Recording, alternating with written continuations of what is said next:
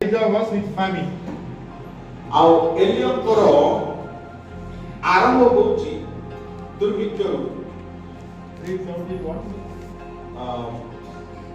ପ୍ରଥମ ରାଜାବଳୀ 17:1 ପଢନ୍ତୁ।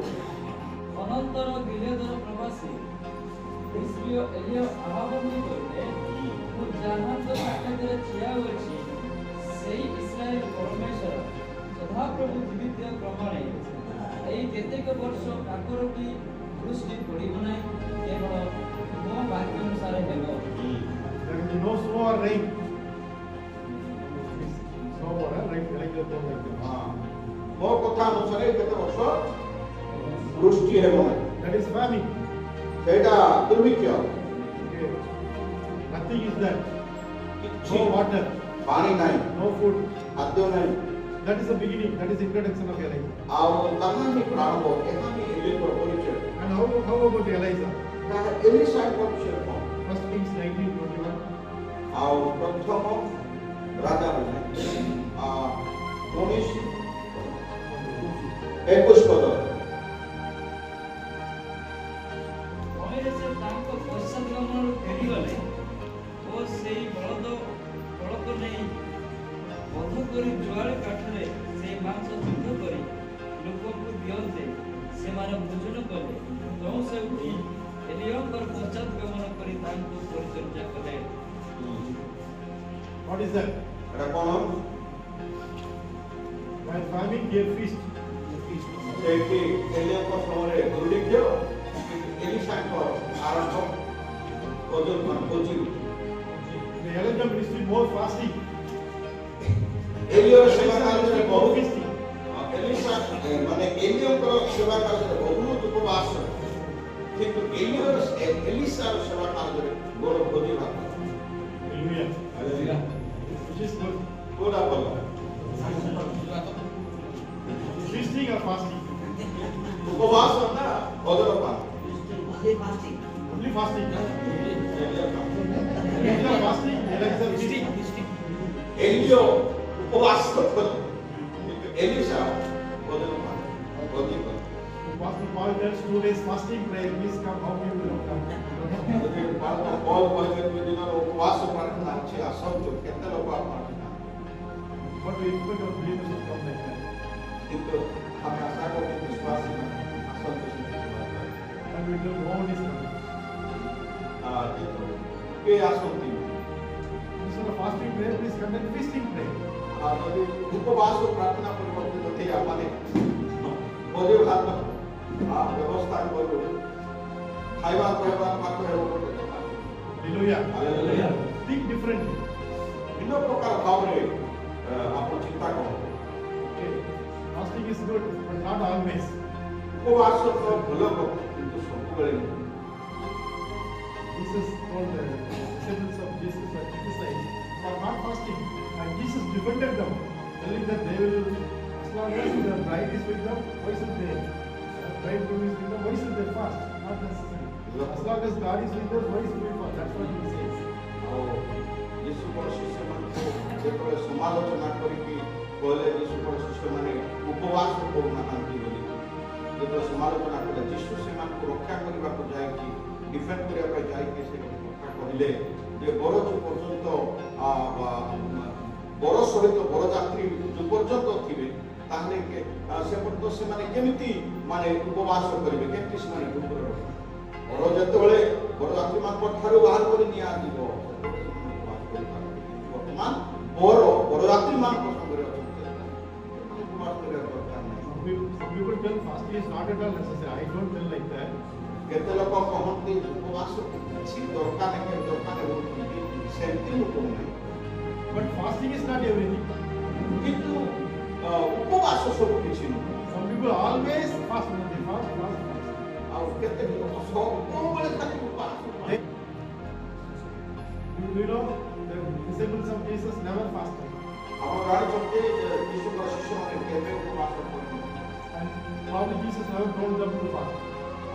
ସମ୍ଭବତଃ ଶିଷ୍ୟମାନଙ୍କୁ ସେ ଯୀଶୁ କେବେ କହିନଥିଲେ ଉପବାସ କର। And always he provided them food, I think. ସବୁବେଳେ the Pharisees accused them, why your disciples are not fasting? ସେଥିପାଇଁ ସେ ଫାରୁସୀ ମାନେ ଯୀଶୁଙ୍କ ଶିଷ୍ୟମାନଙ୍କୁ ଦୋଷାରୋପ କଲେ ଯେ ଆପଣଙ୍କ ଶିଷ୍ୟମାନେ କେବେ ଉପବାସ କରୁନାହାନ୍ତି। We are like the disciples of Jesus or disciples of Pharisees? ଆମମାନେ ଯୀଶୁଙ୍କର ଶିଷ୍ୟମାନଙ୍କ ପରି ନା ଆମମାନେ ଫାରୁସୀମାନଙ୍କ ଶିଷ୍ୟମାନେ? 지승 그럼 디사이플 See,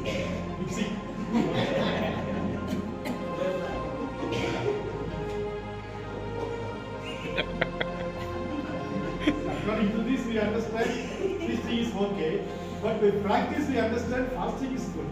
What to do? Okay, so you have to align your practice with the word. ଆଉ ଆପଣ ଈଶ୍ୱରଙ୍କ ବାକ୍ୟ ଅନୁସାରେ ସମସ୍ତ ମାନେ କାର୍ଯ୍ୟ କରନ୍ତି। If your experience and the word of God is different, then follow the word of God. ଯଦି ଆପଣ ଅନୁଭବ କରିପାରୁଛନ୍ତି ଯେ ପ୍ରଭୁଙ୍କର ବାକ୍ୟ ଏକ ଭିନ୍ନ ପ୍ରକାର ବାକ୍ୟ ଏଭଳି କହୁଛି ବୋଲିକି ତାହେଲେ ପ୍ରଭୁଙ୍କର ବାକ୍ୟ ଯାହା କହୁଛି ଯେମିତି ନିର୍ଦ୍ଦେଶ ଦେଉଛି ସେମିତି ଆପଣ କରନ୍ତି। Again we read in 18 chapter 17 verse, 1 Kings ପ୍ରଥମ ରାଜାବଳୀ 18 18:17. 18ର 17 ପଦ। ପୁଣି ଆହବ ଏଲିୟଙ୍କୁ ଦେଖିବା ମାତ୍ରେ ଆହବ ତାଙ୍କୁ କହିଲେ, ଏ ଇସ୍ରାଏଲ ଦୁଃଖଦାୟକ, ଏ କଣ ତୁମ୍ଭେ? You are the one who is the troublemaker. ଆଉ ଏଠି ସେ କହୁଛନ୍ତି ଆହବ କହୁଛନ୍ତି ତୁମେ ଜଣେ ଦୁଃଖଦାୟକ। ଏଲିୟକୁ କହୁଛନ୍ତି ତୁମେ ଦୁଃଖଦାୟକ। Many pastors are the troublemakers in the society. ଅନେକ ପାଳକ ମାନେ ସମାଜର ମାନେ ଦୁଃଖଦାୟକ। They are very happy about it. ସେମାନେ ସେ ବିଷୟରେ ବଡ଼ ଖୁସି ଅଛନ୍ତି। But what about Elijah? କିନ୍ତୁ ଏଇ ଯୋଉ ଏଲିଶାଙ୍କ ବିଷୟରେ କଣ? 2 Kings 13:14. ଦ୍ୱିତୀୟ ରାଜାବଳୀ 13ର 14 ପଦ।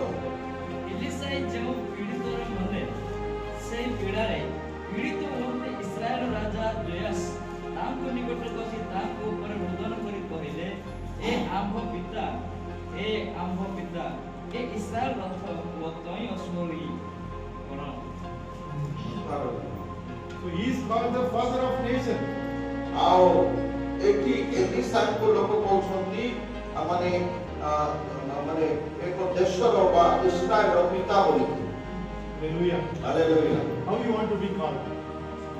ଆପଣ ଲୋକ ଆପଣଙ୍କୁ କେମିତି ଡାକନ୍ତୁ ବୋଲି ଆପଣ ଭାବୁଛନ୍ତି? Problem of your area or father of your area?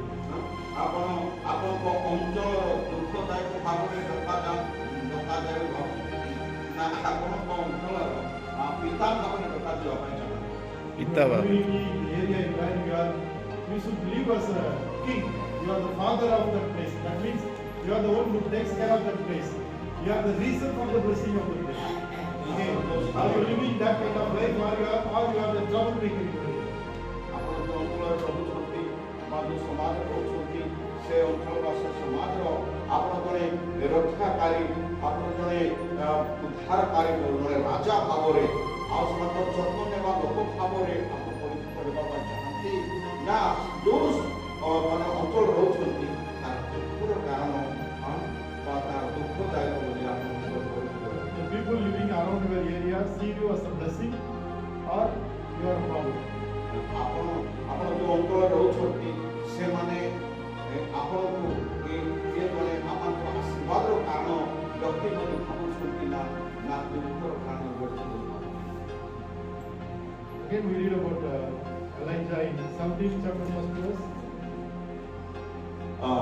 ଆମେ ଏଲିୟଙ୍କ ବିଷୟରେ ଆମେ ପ୍ରଥମ ରାଜାବଳୀ 17ର 1 ଦେଖିଲୁ। 17:10. ଆଉ 13ର 10 ପଦ 17ର 10 ସମୟରେ ସେ ଉଠି ସାରିପଥକୁ ଗଲେ ଓ ସେ ନଗର ଦ୍ୱାର ନିକଟରେ ଉପସ୍ଥିତ ହୁଅନ୍ତି। ଦେଖ, ଏକ ବିଧବା ସ୍ତ୍ରୀ ସେଠାରେ କାଠ ସାମଗ୍ରୀ ଅଛି। ଏବଂ ସେ ତାଙ୍କୁ ଡାକି କହିଲେ, ବିନୟ କରୁଅଛି, ଗୋଟିଏ ପାତ୍ରରେ ଜଳ ଆଣ, ମୁଁ ପାନ କରିବି। ନଅ ପଦରୁ 11 ଏଣୁ ସେ ସ୍ତ୍ରୀ ତାହା ଆଣିବା ପାଇଁ ଯିବାବେଳେ ସେ ତାହାକୁ ପୁଣି ଡାକି କହିଲେ, ବିନୟ କରୁଅଛି, ମୋ ପାଇଁ ଖଣ୍ଡେ ରୁଟି ହାତରେ ଆଣ। He asked for water and bread. ଏଠି ସେ ରୋଟି ଏବଂ ପାଣି ମାଗୁଛି। He asked for needs. ଆଉ ସେ ତାଙ୍କର ଆବଶ୍ୟକତା ପାଇଁ ସେ ମାଗୁଛି। I need that, I need this, give me. ମୋତେ ଏଇଟା ଦରକାର ସେଇଟା ଦରକାର ମୋତେ ଦିଅ। Our ministry should not be like always asking for needs.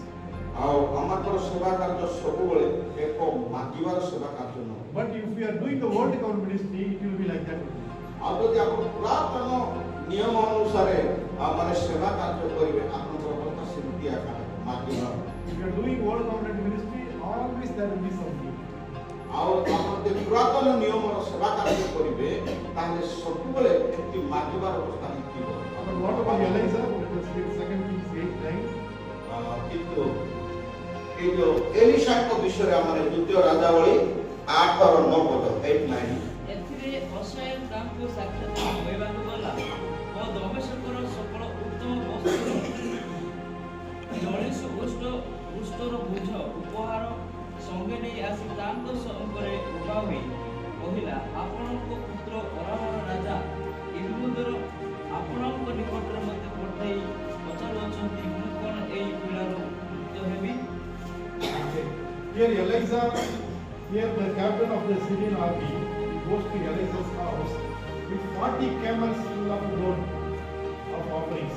ଏଠି ଆମେ ଦେଖୁଛୁ ଯେ ଅରାମର ରାଜା ବା ରାଜାଙ୍କର ଜଣେ ସେନାପତି 40 ମାନେ ଉଷ୍ଟ୍ର ବା ଓଟ ମାନେ ଜିନିଷ ସବୁ ବୋହିକି 40ଟା ଓଟ ଲୋଡ୍ କରିକି ସେ ଯାଉଛନ୍ତି। Even of every good thing, all the things of Damascus, he put it in 40 camels, and they were standing before the gate of Elijah. ଆଉ ଦମେଶକର ସବୁଠାରୁ ସର୍ବୋତ୍ତମ ବିଶ୍ୱଗୁଡ଼ିକ Hallelujah. 40ଟା ଓଟରେ ଭର୍ତ୍ତି କରିକି ଏଲିଶାଙ୍କ ମାନେ ରହୁଥିବା ଜାଗାର One camel means one small track. ଆଉ ଗୋଟେ ଓଟ ମାନେ ଗୋଟେ ଛୋଟ ଓଟ ଭଳିଆ। Okay, that means one camel load means one small track load. ଆଉ ଗୋଟେ ଓଟରେ ଗୋଟେ ଓଟର ବୋଝ ଗୋଟେ ଛୋଟ ଟ୍ରକ୍ ଭଳିଆ। So you get 40 truckloads of offering in front of your house. How it will be? ଆପଣଙ୍କର ସମ୍ମୁଖରେ ଆପଣ 40 ଟ୍ରକ୍ ଟ୍ରାକ୍ଟର ସେ ଦେଇଥାଉ ଅଟୋ ବି ଦେଇଥା ତାଲା ଯଦି 40ଟା ତାଲା ଅଟୋରେ ଯଦି କାମ ଆସିବ ଏକ୍ସଟ୍ରା କରିବ ଆପଣ କେମିତି ଦେବେ? How it will be? That is good. Or going and asking for bread is good. ଏଇଟା ଭଲ ନା କାହାକୁ ପାଣି ଆଉ ରୋଟି ମାଗିବାଟା?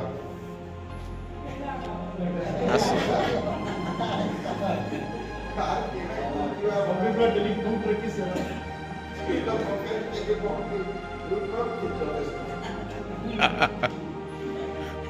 If you do work for ministry, you will need given for food. But if you do give for ministry, even the 40 trucks also can come and stand before the house. ଆପଣ ପୁରାତନ ନିୟମ ଅନୁସାରେ ଯେଉଁ ସେବା କାର୍ଯ୍ୟ କରିବେ ଅକ୍ଷର ସେବା କାର୍ଯ୍ୟ ତାହେଲେ ଆପଣ ଯେପରିକି ଗୋଟିକି ପାଣି ପାଇଁ ମଧ୍ୟ ଆପଣଙ୍କୁ ମାଗିବାକୁ ପଡ଼ିବ ମାନେ ଅଭାବ କିନ୍ତୁ ନୂତନ ନିୟମର ଆତ୍ମାର ସେବା ଯଦି ଆପଣ କରିବେ ତାହେଲେ ଆପଣଙ୍କ ସମ୍ମୁଖକୁ ଏପରିକି 40 ଧାନ ମଧ୍ୟ ଆସିପାରେ ସମ୍ଭାବନା। Even Naaman also brought lot of things. He said, no, I don't want. ଏପରିକି ନାମାନ ମଧ୍ୟ ବହୁତ ଜିନିଷ ଧରିକି ଆସୁଥିଲେ ଲାଗି ଦରକାର ଲାଗିଛି। But that he said, no, but this one I think it will. କିନ୍ତୁ ସେ ନାମାନଙ୍କୁ ଅଗ୍ରାହ୍ୟ କଲେ ସେଟା ନେଲେ ନାହିଁ କିନ୍ତୁ ଏ 40 ବହୁତ ଭଲ ଭଲ ଜିନିଷ କଲେ ସେ ଠିକ ଅଛି ରଖିଦେବୁ। Hallelujah. Hallelujah. Not the leftovers, all the best of Damascus was on the 40. ଏଇଟା ସବୁ ଛାଡ଼ିଥିବା କୁଣ୍ଡେଇ ଗୁଣ୍ଡା ବା ଅଇଠା ଏଇଟା ନାହିଁ ସବୁଠାରୁ ଉତ୍ତମ ଭଲ ବେଷ୍ଟ ଜିନିଷ ଗୁଡ଼ାକ ଆଣିଛି। Amen. ନମସ୍କାର। You want some kids to bring you lot of goods like that. ଆଉ ମୁଁ ଚାହେଁ ଯେ କେତେକ ରାଜା ଆପଣମାନଙ୍କୁ ଏଇଭଳି ଉତ୍ତମ ମାନେ ଧାନ ଦ୍ୱାରା ଆପଣଙ୍କ ସମସ୍ତଙ୍କୁ ଆଶୀର୍ବାଦ କରୁଛନ୍ତି। Amen. Amen. Amen. If it can happen to them, why not it happen to you? ଯଦି ତାହା ଏଲିଶାଙ୍କ ଜୀବନରେ ଘଟିଲା ଆପଣଙ୍କ ଜୀବନରେ କାହିଁକି ନ ଘଟିଲା? Amen. That is the difference between the two kind of ministries. ଆଉ ଏଠି ଏ ଦୁଇ ପ୍ରକାର ସେବା କାର୍ଯ୍ୟର ଭିନ୍ନତା ବା ଫରକ ଏ କଥା Even John the Baptist was always in the desert eating something. But you know, with Jesus, they had any problem. Always they had prayer. ଆମେ ଦେଖୁଛୁ ନୂତନ ନିୟମରେ ଯୋଉ ବାପ୍ତିଜକ ଜଣ ସବୁବେଳେ ପ୍ରାର୍ଥନା ଥାଏ କେତେବେଳେ ଚିନ୍ତା କେତେବେଳେ ବିଶ୍ରାନ୍ତି ତାଙ୍କୁ ସବୁ ପୁଣି ଖାଇ ସେ ରହୁଥିଲେ କିନ୍ତୁ ଯୀଶୁଙ୍କ ସାଙ୍ଗରେ ଥିବା ଶିଷ୍ୟମାନେ କୌଣସି ସମୟରେ କିଛି ଭାବ କଲରେ ଖାଇବେ Always they had lot of baskets full of leftovers. ଆଉ ଅନେକ ସମୟରେ କେତେକ ମାନେ ଅନେକ ଛୁଟି ଛୁଟି ଖାଇ ବଳକା ହେବାଟା ସବୁ ଛୁଟି ଛୁଟି ଜିନିଷ ସେମାନଙ୍କ ଠାରେ So if we do the ministry according in the way of Jesus, that will be leftovers. ଯଦି ଆପଣ ଯୀଶୁ ଖ୍ରୀଷ୍ଟଙ୍କ ମାନେ ମାର୍ଗରେ ବା ଯୀଶୁ ଖ୍ରୀଷ୍ଟଙ୍କ ପରି ଯଦି ଆପଣ ସେବା କାର୍ଯ୍ୟ କରିବେ ସବୁବେଳେ ଆପଣଙ୍କ ପାଖରେ ବଳକା ହିଁ ବାଲାନ୍ସ ଥିବ। First Kings 18:17. ଆଉ ପ୍ରଥମ ରାଜାବଳୀ 18ର 17 ପଦ